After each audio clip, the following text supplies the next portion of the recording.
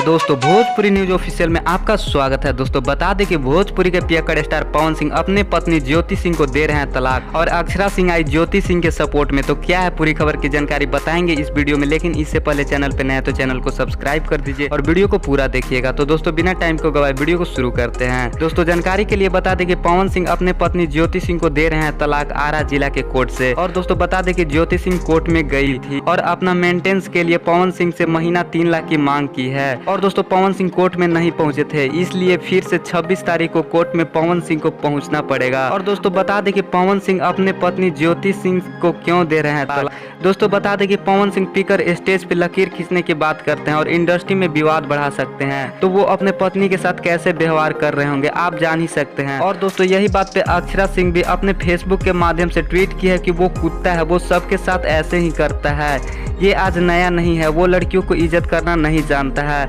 तो दोस्तों आप क्या सोचते हैं कमेंट बॉक्स में जरूर बताइए और इसी तरह के भोजपुरी न्यूज देखने के लिए हमारे चैनल को सब्सक्राइब, वीडियो को लाइक कीजिए।